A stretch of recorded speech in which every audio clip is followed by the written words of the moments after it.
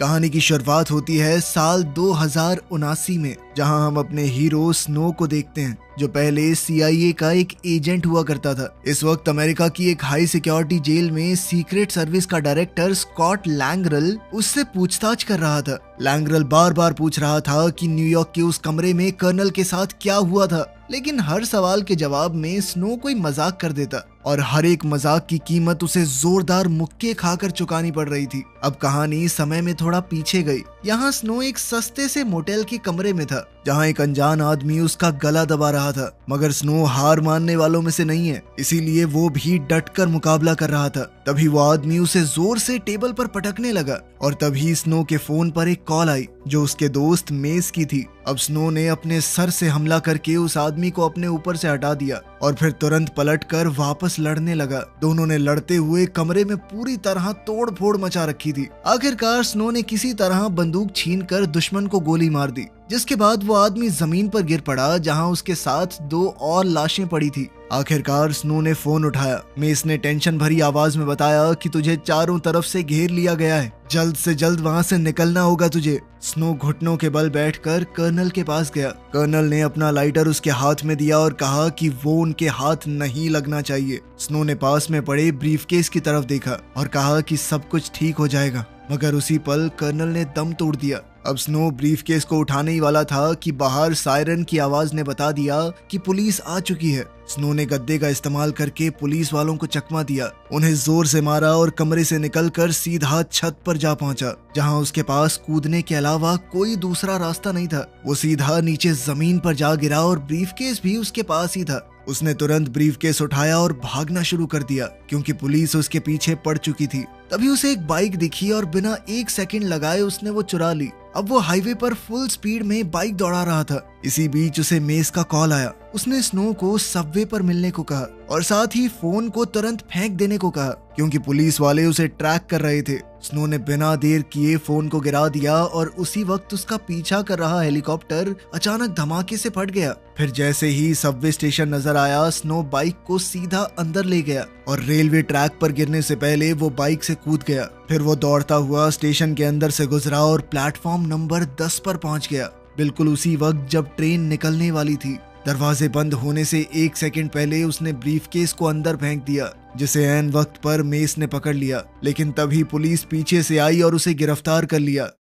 अब कहानी वापस आज के समय पर आई, यानी जब स्नो जेल में था। लैंगरल ने उसे बताया कि कर्नल को निगरानी में रखा गया था, क्योंकि वो स्पेस प्रोग्राम के सीक्रेट बेच रहा था। लेकिन यहीं स्नो का मानना था कि कर्नल तो उन सीक्रेट्स को बचा रहा था, मगर लैंगरल तो मन में सोच चुका था कि कर्नल को स्नो ने ही मारा है। जब स्नो ने इससे मना किया, तब लैंगरल ने मोटेल रूम का एक छोटा सा क्लिप दिखाया, जिसमें स्नो कर्नल के पीछे खड़ा बंदूक चला रहा था और कर्नल जमीन पर गिर गया। स्नो ने कहा कि सच ये नहीं है, पर लैंगरल अपनी आंखों से देखी चीज को कैसे झुकलाता। सवाल बढ़ते रहे, पर स्नो ने एक का भी जवाब नहीं दिया। तभी कमरे का दरवाजा खुला और एक नया ऑफिसर अंदर आया, जिसका नाम था हैरी शॉ। शॉ ने अब लैंगरल की जगह लेते हुए कहा कि आगे मैं संभालता हूँ। तब स्नो शॉ से कहने लगा कि मुझे एक चीज चाहिए जो मैंने आखिरी बार ट्रेन में देखी थी। दोबारा एक फ्लैशबैक शुरू हुआ और हम देखते हैं कि मेस ट्रेन से उतरा और सीधा स्टेशन के लॉकर्स की तरफ गया, जहां उसने ब्रीफकेस को छुपा दिया।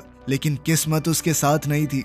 एक पुलिस वाले ने लॉकर पर लगी हुई की चेन देख ली, जो मेस गलती से वहीं पर छोड़ गया था। मेस घबराकर वहां से निकलने लगा, लेकिन जल्दी में वो एक आदमी से टकरा गया। इस टक्कर से उसकी बंदूक हाथ से छूटकर जमीन पर गिर गई और अचानक से गोली चल गई, जो सीधा जाकर एक पुलिस वाले को लगी, जिसके बाद दूसरे ऑफिसर ने बिना देरी किए मेस को गोली मार दी और उसे पकड़ लिया। अब इंटेरोगेशन रूम में शॉ ने स्नो से पूछा कि उसका बैकअप साथी कौन था। स्नो ने जोर से कहा कि मैं नहीं बताऊंगा, क्योंकि तुम सीधा जाके अपने बॉस को बता दोगे। लेकिन इसके साथ साथ उसने टेबल पर पड़ी सिगरेट की राख से चुपके से मेस का नाम लिख दिया। अब शॉ पूरी बात समझ चुका था। उसने बिना ज्यादा दिखाए राख को साफ कर दिया और पूछताछ वहीं पर खत्म कर दी। इसके बाद हम प्रेसिडेंट की बेटी एमिली को देखते हैं। वो इस वक्त एक स्पेसशिप में कहीं जा रही थी। उसके साथ उसका बॉडीगार्ड हॉक और उसकी दोस्त कैथरीन भी थे। कुछ पुलिस वाले भी उनके साथ सफर कर रहे थे। जिनमें जेल का वार्डन बार्न्स भी शामिल था। ये लोग MS-1 नाम की एक हाई सिक्योरिटी स्पेस जेल में जा रहे थे, जहां पर लगभग 500 कैदियों को रखा गया था और आज तक कोई बाहर नहीं निकला वहां से। बार्न्स ने बताया कि जब ये जेल पूरी तरह खुल जाएगी तो यहाँ पर 5 लाख अपराधियों को रखा जाएगा। बार्न्स ने समझाया कि MS-1 दुनिया की इकलौती ऐसी जेल है जहां आज तक ना तो मारपीट हुई है और ना दंगे, क्योंकि यहाँ पर कैदियों को खास टेक्नोलॉजी की मदद से सुला दिया जाता है। यही बात एमिली को परेशान कर रही थी। असल में रिपोर्ट आई थी कि स्टेटस नाम की इस टेक्नोलॉजी का लोगों के दिमाग पर असर पड़ता है, वो अपनी यादें तक भूलने लगते हैं। लेकिन बार्न्स ने कहा कि ये प्रेस वाले कुछ भी छापते रहते हैं मैम। उसने ये भी बताया कि जेल का डिफेंस सिस्टम बहुत आधुनिक हथियारों से लैस है।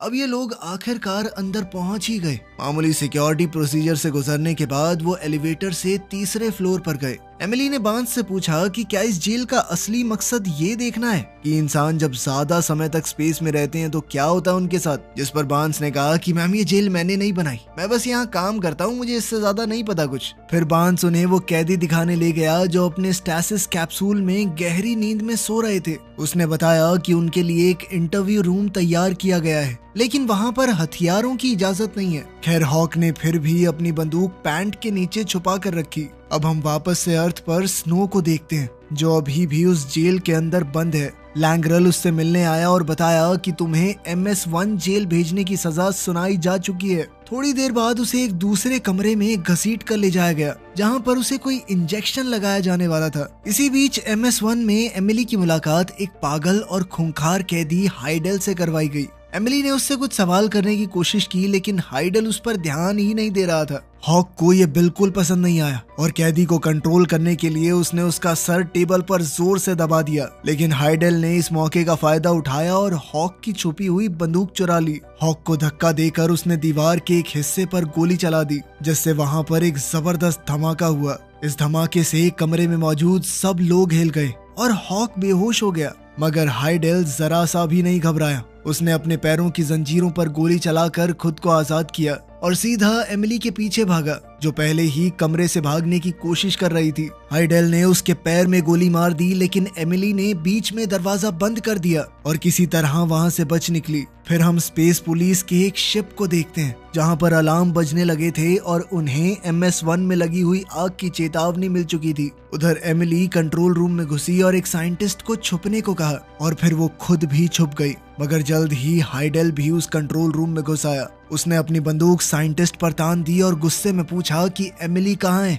साइंटिस्ट बहुत कंफ्यूज था, उसे कुछ भी समझ नहीं आ रहा था। कोई जवाब न मिलने पर हाइडेल और भी भड़क गया। उसने साइंटिस्ट को जोर से धक्का दिया, जिससे वो कंट्रोल पैनल्स के बटन्स पर जा गिरा और गलती से कंट्रोल रूम एक्टिवेट हो गया। जैसे ही हाइडेल को समझ में आया कि क्या हुआ है, उसने तुरंत साइंटिस्ट को पकड़ लिया और उसे मजबूर किया कि सारे कैदियों को उनके कैप्सूल से आजाद कर दे। फिर जैसे ही काम खत्म हुआ, हाइडेल ने बिना हिचकिचाए उसे गोली मार दी। फिर वो ड्रामा करते हुए रूम से निकलने का नाटक करने लगा, लेकिन कुछ ही पलों बाद एमिली के सामने आ खड़ा हुआ। अब पूरी जेल में अफरा तफरी मच चुकी थी। जो कैदी अभी तक सो रहे थे वो अब आजाद होकर हर तरफ तोड़ फोड़ और दंगे करने लगे। वहीं एक कैप्सूल में हाइडेल का भाई एलेक्स भी था। जब गार्ड्स उसके पास से गुजरे तो उसने सोने का नाटक किया। जैसे ही गार्ड्स आगे बढ़े, वो अचानक पीछे से उन पर टूट पड़ा, उन्हें बेहोश किया और उनके हथियार चुरा लिए। इसी बीच इंटेरोगेशन रूम में हॉक होश में आ गया। उसे तुरंत समझ आ गया कि कुछ बहुत बुरा हो चुका है, इसीलिए उसने तुरंत लैंग्रल को मैसेज भेजा। उधर कंट्रोल रूम में हाइडेल ने एमिली को पकड़ लिया था। उसने एमिली को टेबल पर जोर से दबाया। वो उसके साथ जबरदस्ती करने की कोशिश कर रहा था। तभी एलेक्स वहां पहुंच गया, जो कैदियों के एक छोटे से ग्रुप का लीडर बन चुका था। उसने हाइडेल को रोका और कहा कि हमें पुलिस का सामना करना है, उसके लिए हमें हॉस्टेज चाहिए होंगे, हम इस लड़की को ढाल बना सकते हैं। उसी वक्त पुलिस ने कैदियों से संपर्क करने की कोशिश की। तभी एलेक्स ने स्क्रीन पर पुलिस स्पेसशिप्स को अपनी तरफ आते हुए देखा और वो समझ गया कि उन्हें घेर लिया गया है। अब हाइडेल ने एक और साइंटिस्ट को पकड़कर सिक्योरिटी सिस्टम एक्टिवेट करने को कहा, मगर साइंटिस्ट ने डर के मारे बड़ा सा रेड बटन दबा दिया, जिससे उस आधुनिक जेल के हथियार एक्टिवेट हो गए और उसने पुलिस की शिप्स पर ही फायरिंग शुरू कर दी। इसी दौरान लैंग्रल और शॉ व्हाइट हाउस में प्रेसिडेंट से मिलने गए और उन्हें MS-1 के हालात बताए। प्रेसिडेंट अपनी बेटी को लेकर बहुत परेशान था, लेकिन एमिली के शरीर में लगी हुई एक चिप की वजह से उसे पता है कि अभी तो वो जिंदा है। वो डिवाइस हर वक्त एमिली के शरीर को ट्रैक करता है। अब लैंग्रेल वहाँ पर सीधा स्पेशल फोर्सेस को भेजना चाहता था, लेकिन शॉ ने कहा कि पहले थोड़ा सोच लेते हैं। उसने समझाया कि अगर फौजियों को भेजा गया तो एमिली की जान खतरे में पड़ सकती है। फिर उसने एक दूसरा प्लान बताया जिसमें सिर्फ एक आदमी ये काम कर सकता है।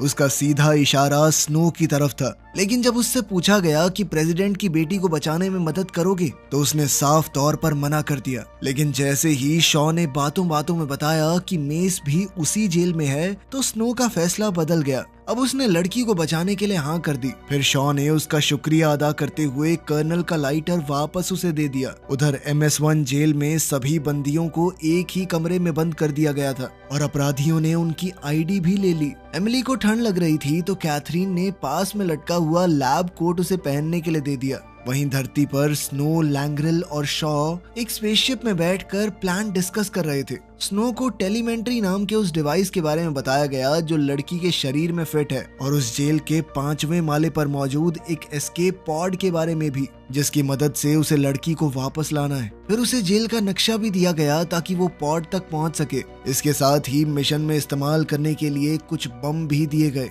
वहीं MS-1 जेल में एलेक्स का हाथ एक लड़ाई के दौरान जख्मी हो गया था, इसीलिए उसने डॉक्टर बुलाने को कहा। उसका एक आदमी बंदियों के कमरे में गया जहां एमिली के पैर पर कैथरीन बैंडेज बांध रही थी। एमिली ने लैब कोट पहना हुआ था तो उस आदमी को लगा कि वो डॉक्टर है। अब वो उसे पकड़कर सीधा एलेक्स के पास ले गया। एमिली ने भी हालात को समझते हुए साथ देने का नाटक किया और वो यूं ही एलेक्स का इलाज करने लगी। उधर स्नो, लैंग्रेल और शॉ LOPD स्पेसशिप तक पहुंच गए थे और अब लैंग्रेल ने कमांड संभाली। फिर एक ऑफिसर ने उसे बताया कि एलेक्स ने नेगोशिएटर की डिमांड की है। लैंग्रेल ने उससे बात करने की कोशिश की, लेकिन एलेक्स ने कॉल काट दिया। मगर उन लोगों ने स्क्रीन पर एमिली को एलेक्स के पास खड़े हुए देख लिया था, और क्योंकि एलेक्स ने उसके नाम या पहचान के बारे में बात भी नहीं की तो स्नो ने तुरंत अंदाजा लगा लिया कि उन्हें कोई आइडिया नहीं है कि प्रेसिडेंट की बेटी है ये, वो इसे आम लड़की समझ रहे हैं। तभी अचानक एलेक्स उनकी स्क्रीन पर दोबारा दिखाई दिया। उसने ठंडे अंदाज में कहा कि मैं एक छोटा सा नमूना दिखाने वाला हूँ। फिर उसने बांस को पकड़ा और सीधा स्पेस में बाहर मरने के लिए छोड़ दिया। साथ ही एलेक्स ने उन्हें चेतावनी दी कि 1 घंटे बाद एक और शो होगा। ये फैसला लिया गया कि लैंग्रेल कैदियों से बातचीत करने की कोशिश करेगा, जबकि शॉ और स्नो मिशन को जारी रखेंगे। इसी दौरान एक पुलिस वाले को MS-1 पर नेगोशिएटर बनाकर भेजा गया। उसने एलेक्स से अकेले में बात की और समझाया कि अगर वो कम से कम एक बंदी को आजाद कर दे तो आपस में थोड़ा भरोसा बढ़ेगा, बातचीत कहीं जा सकती है। तब एलेक्स इसके लिए मान गया और ऑफिसर ने कहा कि एक जख्मी औरत को रिहा करना सबसे सही रहेगा। इस पर एलेक्स ने तुरंत एमिली का नाम लिया, लेकिन हाइडेल को वो पसंद थी। वो नहीं चाहता था उसे आजाद करना। अब क्योंकि जख्मी औरत को आजाद करना है तो उसने कैथरीन को तुरंत गोली मार दी ताकि उसे ही भेजा जा सके, लेकिन वो वहीं पर मर गई। उसी वक्त स्नो को जहाज पर चढ़ने का मौका मिल गया, लेकिन एक कैदी ने उसे देख लिया और तुरंत एलेक्स को चेतावनी दे दी कि ये सब एक चाल हो सकती है। तब एलेक्स ने बिना सोचे समझे नेगोशिएटर को गोली मार दी और अपने भाई को ऑर्डर दिया कि जो आदमी जहाज में घुसा है उसे ढूंढ कर खत्म कर दो। इधर शॉ रास्ता बता रहा था और स्नो उसकी बात मानते हुए शिप के अंदर घुस गया। अब एलेक्स को एक डिजिटल न्यूज़पेपर मिला जिसमें एमिली की असली पहचान देखकर उसके होश उड़ गए। अब उसे पता चला कि वो प्रेसिडेंट की बेटी है। उस वक्त एमिली हॉक के साथ एलिवेटर में थी और एक कैदी उन्हें वापस हॉस्टेज रूम में ले जा रहा था। अचानक एमिली ने दीवार पर लगा फायर एक्सटिंग्विशर उठाया और सीधा उस कैदी के चेहरे पर चला दिया। हॉक ने इसी मौके का फायदा उठाकर कैदी पर हमला किया, लेकिन जैसे ही एलिवेटर का दरवाजा खुला सामने स्नो खड़ा था। कैदी ने स्नो को जोर से मुक्का मारा, उसे एलिवेटर से बाहर फेंका और थोड़ी जद्दोजहद के बाद उसका गला पकड़कर दीवार पर पटक दिया। फिर स्नो ने तुरंत कुछ बॉम्ब्स उस आदमी के गले के आसपास लगा दिए और एक जबरदस्त धमाका कर दिया। तभी एमिली वापस आई और उसने फायर एक्सटिंग्विशर से स्नो पर भी हमला कर दिया, ये सोचकर कि वो भी दुश्मन है। फिर वो हॉक के साथ भागकर एक सुरक्षित बंद कमरे में घुस गई। जैसे ही वो कमरा बंद हुआ, एमिली के टेलीमेंट्री डिवाइस पर नाइट्रोजन अलर्ट आ गया। कमरे के बाहर स्नो, लैंग्रेल और शॉ को बता रहा था कि क्या हुआ है, लेकिन तभी एलिवेटर से एलेक्स और उसके आदमी बाहर निकल आए, जिस वजह से स्नो को छुपना पड़ा। आखिरकार उन्होंने वो कमरा ढूंढ लिया जहां एमिली छुपी हुई थी। अब एलेक्स ने अपने आदमियों से कहा कि 2 इंजीनियरों को पकड़ के लाओ, अभी निकालते हैं इस लौंडिया को। वहीं स्नो शिप में छुपते छुपाते घूम रहा था और एक कंप्यूटर तक पहुंच गया। वहां उसने मेस की लोकेशन को सर्च किया। उसे एमिली के ऑक्सीजन प्रॉब्लम के बारे में भी पता चला, लेकिन कमरा बंद होने की वजह से उसे समझ नहीं आ रहा था कि क्या करे। उधर बंद कमरे के बाहर 2 इंजीनियर आ गए। तब एलेक्स ने एक को गोली मार दी ताकि दूसरा प्यार से बात मान जाए, और हुआ भी बिल्कुल वैसा ही। इसी बीच स्नो शिप के एसी डक्ट के अंदर रेंग रहा था, मगर वो ये नहीं जानता था कि एक कैदी उसका पीछा कर रहा है। आखिरकार वो जहाज के टोर्सियन सिस्टम तक पहुंच गया, जो जहाज में पृथ्वी की तरह ग्रेविटी बनाता है। अब जैसे ही वो आगे फिसले तो कैदी उस पर टूट पड़ा। फिर दोनों हवा में तैरते हुए लड़ने लगे। स्नो ने उसे जोर से धक्का दिया और एग्जिट के एज को पकड़ लिया, लेकिन कैदी ने उसकी टांग पकड़ ली। वहीं कंट्रोल रूम में बैठा हाइडेल ये सब कैमरा पर देख रहा था। उसने तुरंत कंट्रोल्स पर गोली चलाकर टोर्सियन सिस्टम बंद कर दिया। अब ग्रेविटी खत्म होते ही स्नो के लिए लटकना मुश्किल हो गया। फिर उसने कैदी को गोली मारकर हटा दिया, लेकिन अचानक रस्सी टूट गई और वो सीधा नीचे गिरने लगा। पर तभी शॉ के लोगों ने टोर्सियन सिस्टम वापस से एक्टिवेट कर दिया और स्नो बिल्कुल प्लान के मुताबिक फिसलता हुआ बाहर निकल गया। उधर सिक्योर रूम के अंदर एमिली और हॉक बाहर की आवाजें सुन रहे थे, जहां लोग दरवाजा तोड़ने की पूरी कोशिश कर रहे थे। जो इंजीनियर दरवाजा खोलने की कोशिश कर रहा था वो नाकामयाब हो गया।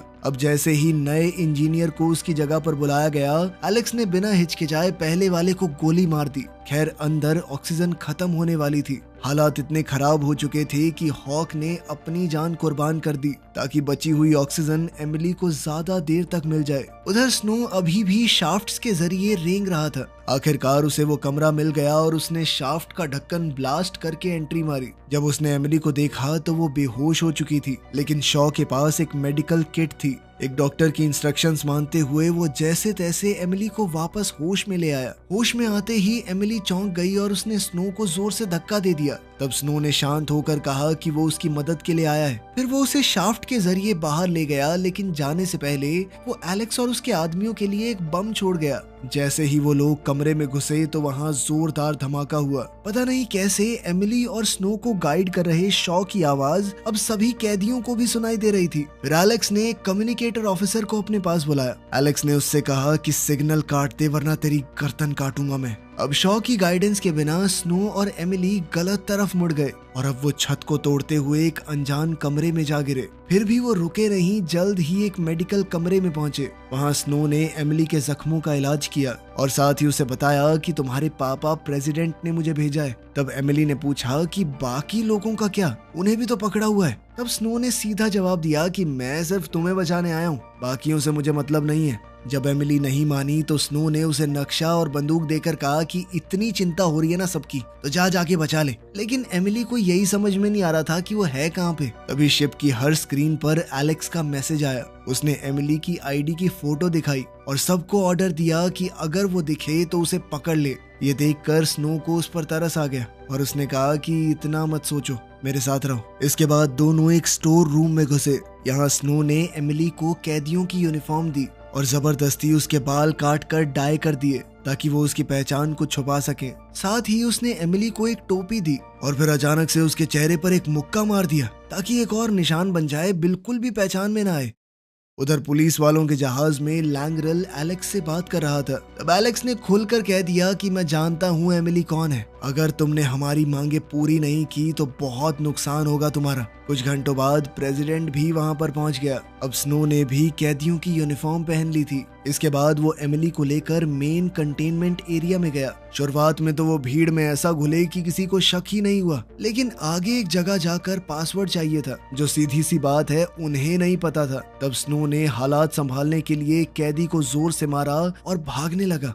ये देखकर बाकी कैदी उसके पीछे दौड़ पड़े। इधर स्नो फायरिंग करता हुआ भाग रहा था, लेकिन एमिली एक फंसे हुए दरवाजे में अटक गई। तब स्नो ने उसे कहा कि बंदूक को तुम संभालो, जब तक वो खुद दरवाजे को जोर लगाकर खोलने की कोशिश करने लगा। वहीं दरवाजे की दूसरी तरफ मेस मौजूद था। अब वो तीनों एक और कमरे में घुस गए और उसे बंद कर दिया। स्नो ने मेस को गले लगाया, लेकिन मेस बस बेकार बातें दोहरा रहा था। तब एमिली ने बताया कि ये इतने दिन से सोया हुआ था तो इसकी याददाश्त पर असर हुआ है। जब मेस से ब्रीफकेस के बारे में पूछा गया तो वो फिर से अजीबोगरीब बातें बोलने लगा। तभी उन्होंने सुना कि एलेक्स और उसके लोग एक खास औजार से दरवाजा खोलने की कोशिश कर रहे हैं, जिसके बाद वो तीनों तुरंत वहां से भाग निकले। अब एलेक्स को लगा कि वो उन तक पहुंच ही गया है, लेकिन जहां से आवाज आ रही थी वहां सिर्फ एक अलार्म मिला जो स्नो ने उन्हें भटकाने के लिए छोड़ा था। मगर इस सब के बीच MS-1 जहाज कंट्रोल खोने लगा और सीधा जाकर इंटरनेशनल स्पेस स्टेशन से टकरा गया। अब हालात और भी ज्यादा खतरनाक हो चुके थे।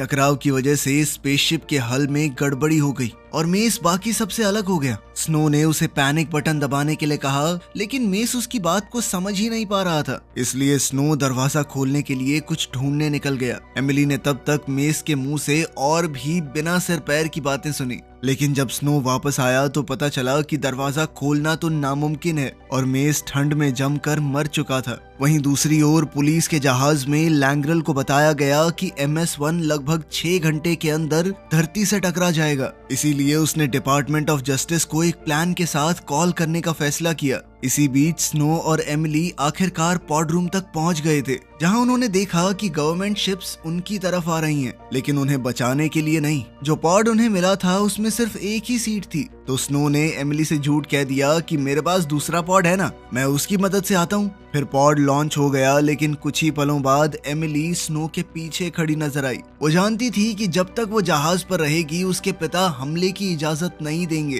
क्योंकि वो अभी भी मासूम लोगों को बचाना चाहती थी। वहीं स्नो मदद तो नहीं करना चाहता था, लेकिन एमिली ने झूठ बोलकर उसका मन बदल दिया कि मेस ने मुझे मरने से पहले ब्रीफकेस की लोकेशन बता दी थी। तभी हाइडेल शिप की स्क्रीन पर आया और उसने धमकी दी कि अगर एमिली ने अपनी लोकेशन नहीं बताई तो वो हर 3 सेकंड में एक हॉस्टेज को मार देगा। तब एमिली ने मजबूर होकर अपनी लोकेशन दे ही दी, लेकिन हाइडेल ने फिर भी सभी मासूम लोगों को मार डाला। फिर स्नो ने उसे खींचकर एलिवेटर में डाला ताकि यहाँ से निकल सके, और तब एमिली ने सच बताया कि उसे ब्रीफकेस की लोकेशन नहीं पता। अब एलिवेटर फ्लोर्स के बीच में अटक गई थी, तो स्नो ने जोर लगाकर दरवाजे खोले। फिर दोनों एक कमरे में कूद गए जहां उन्हें सबूत मिले कि कैदियों पर एक्सपेरिमेंट किए जा रहे थे। लेकिन तभी एलेक्स और उसके आदमी वहां पहुंच गए। स्नो ने बचने की कोशिश की, लेकिन एक गोली ने उसे शाफ्ट्स में गिरा दिया। इसके बाद एलेक्स एमिली को वापस कंट्रोल रूम में ले गया। उधर शाफ्ट में जब स्नो को होश आया तब शॉ ने एक प्राइवेट लाइन की मदद से उससे बात की। शॉ ने सबसे पहले मेस के बारे में पूछा और फिर बताया कि यहाँ से निकलना कैसे है। उधर कंट्रोल रूम में एलेक्स लैंग्रल से बात कर रहा था, जो उसे हमले की धमकी दे रहा था। एलेक्स ने एमिली से कहा कि वो अपने पिता से हमला बंद करने को कहे, लेकिन एमिली ने कहा कि पूरी जेल को ही उड़ा देना चाहिए, सिर्फ दरिंदे बचे हैं यहाँ पर। लेकिन फिर भी प्रेसिडेंट ने हमला करने से मना कर दिया, जिसके बाद लैंग्रल ने कॉन्स्टिट्यूशन रूल्स का इस्तेमाल करके उन्हें उनकी पोस्ट से हटा दिया, क्योंकि प्रेसिडेंट अपने निजी मामले को देश से ऊपर रख रहा था। इसके बाद लैंग्रल ने हमले की इजाजत दे दी। एलेक्स और हाइडल ने जब सामने से आ रही शिप्स देखी तो दोनों के बीच जोरदार झगड़ा शुरू हो गया। हाइडल ने अपने ही भाई को चाकू मार दिया और एमिली के पीछे भाग रहा था, लेकिन बिल्कुल सही वक्त पर स्नो वहां पहुंच गया और उसने हाइडल को बेहोश कर दिया। यहाँ MS-1 सिक्योरिटी शिप्स की गोलीबारी का सामना कर रही थी और कैदी उनका पीछा कर रहे थे। तब स्नो एमिली को एक कमरे में ले गया, जिसके बारे में उसे शॉ ने बताया था। अब दोनों ने दरवाजा लॉक किया, स्पेशल स्पेस सूट्स पहने और जहाज में धमाका होने से बिल्कुल पहले उससे कूद गए। धमाके की फोर्स ने उन्हें इतनी जोर से धकेल दिया था कि वो सीधा धरती पर लैंड कर गए, जहां पुलिस ने उन्हें ढूंढ लिया और आखिरकार एमिली को रेस्क्यू कर लिया गया। फिर स्नो को दोबारा से गिरफ्तार कर लिया गया। कुछ दिनों बाद एमिली हॉस्पिटल बेड पर थी जब उसके टैबलेट पर लिखे एक कोट ने उसे सब कुछ समझा दिया। अब वो मेस के आखिरी शब्दों को समझ चुकी थी, यानी अब उसे सच में ब्रीफकेस की लोकेशन पता थी। अब एमिली तुरंत हॉस्पिटल से निकलकर सीधा स्टेशन पहुंची और मेस के शब्दों में छुपा हुआ नंबर डिकोड किया। उसी नंबर की मदद से उसने सही लॉकर खोलकर आखिरकार ब्रीफकेस हासिल कर लिया। इसके बाद वो मोटेल रूम भी गई और वहीं हमें पता चला कि उस दिन आखिर क्या हुआ था। स्नो ने बिल्कुल उस वक्त गोली चलाई थी जब एक छुपे हुए हमलावर ने कर्नल पर गोली चला दी थी, और लैंग्रल, जो कि साथ की बिल्डिंग की छत से सब कुछ देख रहा था, उसे लगा कि गोली स्नो ने ही मारी है। फिर एमिली ने ब्रीफकेस अपने पिता को दिया और कहा कि कुछ तो आपको करना होगा। इसके बाद हम डिटेंशन सेंटर को देखते हैं जहां शॉ स्नो से मिलने आया था। तब एक पुलिस वाला ब्रीफ केस शॉ के पास लेकर आया ताकि उसे स्नो को दिखाया जा सके। स्नो ने समझाया कि कर्नल सीक्रेट्स बेच नहीं रहा था बल्कि उन्हें वापस कर रहा था वो तो। लेकिन जब शॉ ने ब्रीफ केस खोला तो वो एकदम खाली निकला। स्नो ने तुरंत कहा कि ये तो बड़ी अजीब बात है, तुम्हें पहले से पासवर्ड कैसे पता? तब ये खुलासा होता है कि शॉ एक खबरी था और लैंगरल वहां उसे गिरफ्तार करने पहुंच चुका था। अब उसकी बेगुनाही साबित हो चुकी थी तो स्नो आखिरकार डिटेंशन सेंटर से बाहर निकला। वो सिगरेट जलाने की कोशिश कर ही रहा था कि तभी उसे पता चला कि लाइटर के अंदर एक सीक्रेट SD कार्ड छुपा हुआ है और यही वो असली चीज थी जिसे कर्नल ने कहा था कि दुश्मन के हाथ ना लगे। अचानक एमिली वहां आई और उसने बताया कि मुझे तुम्हारा असली नाम पता चल गया है, मैरियन, है ना? अपना बदला लेने के लिए एमिली ने उसे एक मुक्का मारा और फिर दोनों एक दूसरे के साथ मजाक करते हुए वहां से निकल गए। वीडियो पसंद आई तो लाइक कर देना, चैनल को सब्सक्राइब कर लेना। मिलते हैं अगली वीडियो में।